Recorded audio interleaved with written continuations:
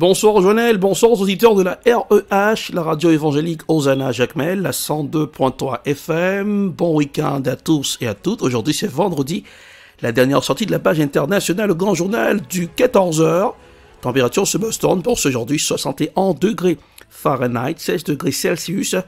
Et pour voir Jacmel, 82 degrés Fahrenheit, 30 degrés Celsius. Il fait chaud sur Jacmel. Voilà. Tout de suite, voici les infos. Joe Biden, plein d'espoir face au Covid-19. Le discours de Joe Biden alternait espoir et gravité. Mobilisés comme jamais, les États-Unis pensent être sur la bonne voie pour vaincre le Covid-19 et revenir à des jours meilleurs.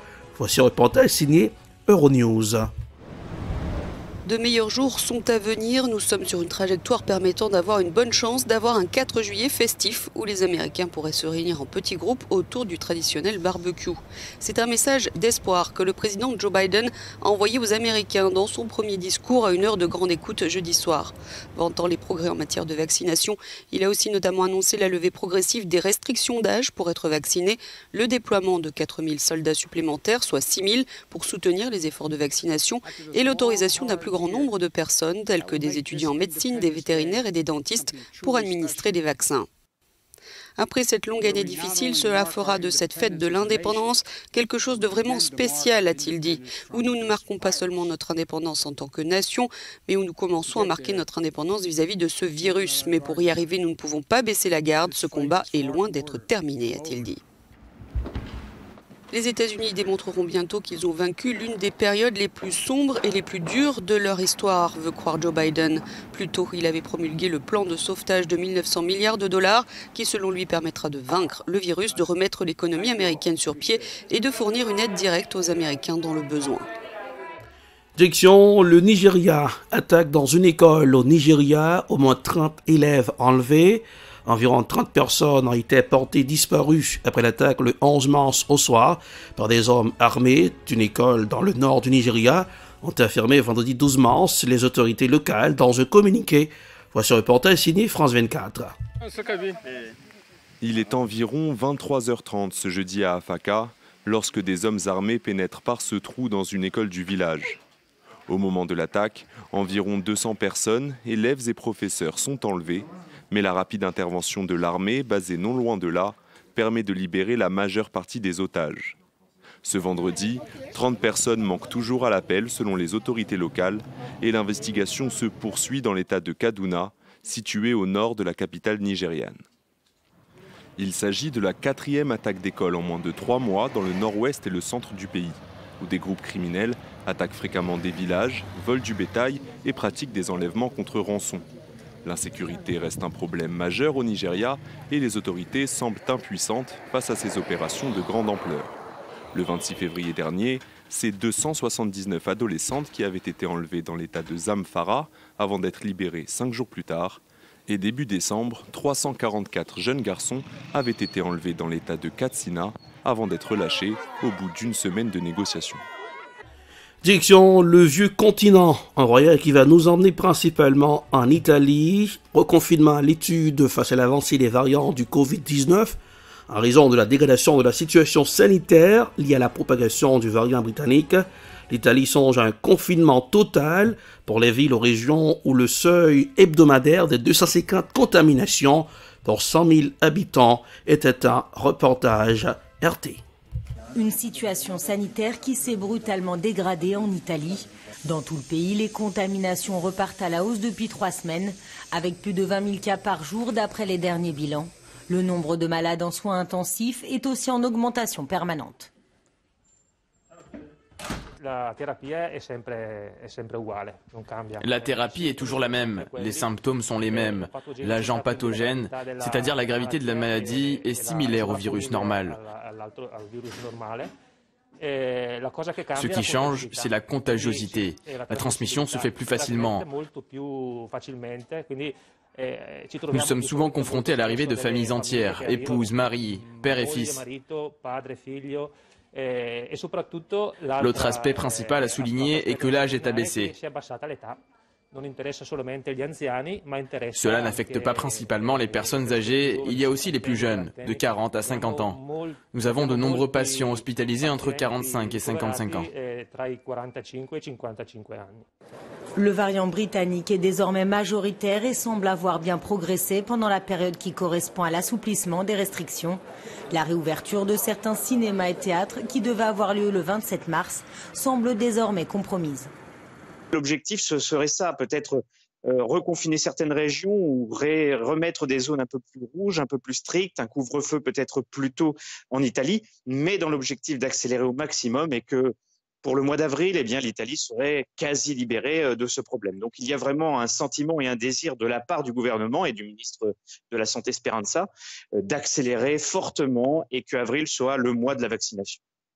En attendant l'éclaircie, tout semble indiquer un prochain tour de vis. Parmi les pistes envisagées par le comité technico-scientifique italien, un retour en zone rouge du pays entier durant les week-ends, avec la fermeture des bars et des restaurants, ainsi que le confinement total pour les villes ou régions où le seuil de 250 contaminations hebdomadaires pour 100 000 habitants est atteint. Un petit retour dans la République étoilée, États-Unis. Cette fois-ci, nous irons à New York, le Big Apple. Andrew Cuomo, le gouverneur de New York, face à une procédure de destitution. Le gouverneur de New York, Andrew Cuomo, accusé d'attouchement sur une employée, risque une procédure de destitution. Un des patrons du Parlement de cet État a donné son feu vert jeudi à la première étape de la procédure. Voici un reportage signé France 24. Les appels à sa démission se multiplient. Déjà mis en cause pour harcèlement sexuel, le gouverneur de New York, Andrew Cuomo, est accusé d'attouchement par une 6e femme. Résultat, son camp commence à le lâcher. Une 60aine d'élus démocrates du Parlement de New York ont rejoint les républicains pour réclamer le lancement d'une procédure de destitution. The sixth one raises to a new level. These allegations are taking away from the work at hand, and I think he should step aside while the investigation continues. En plus de l'enquête judiciaire en cours, Andrew Cuomo est désormais sous le coup d'une enquête menée par l'Assemblée de l'État de New York. Le gouverneur de 63 ans nie les faits qui lui sont reprochés. Dès dimanche, il avait publié un communiqué en réponse aux précédentes accusations de harcèlement sexuel. J'admets que certaines des choses que j'ai dites ont été interprétées à tort comme un flirt indésirable. Dans la mesure où quelqu'un a ressenti cela, j'en suis vraiment désolé. Ces excuses n'ont pas apaisé la colère des New-Yorkais. Plusieurs manifestations ont réclamé la démission d'Andrew Cuomo. Il était considéré comme l'un des gouverneurs les plus influents, un modèle dans la lutte contre la pandémie. Pourtant, récemment, une autre affaire a contribué à ternir son image. Le démocrate est soupçonné d'avoir dissimulé de nombreux morts du Covid dans des maisons de retraite de l'État de New York. Direction la Chine pour fermer la page internationale Le Grand Journal du 14h. Le Parlement chinois ouvre la voie à une réforme électorale à Hong Kong.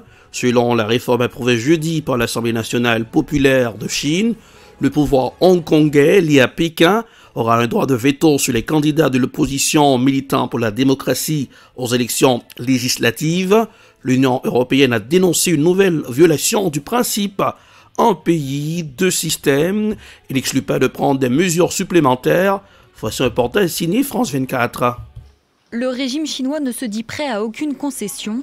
Pékin compte imposer coûte que coûte sa réforme du système électoral hongkongais. Et pour ça, n'hésite pas à filer la métaphore médicale.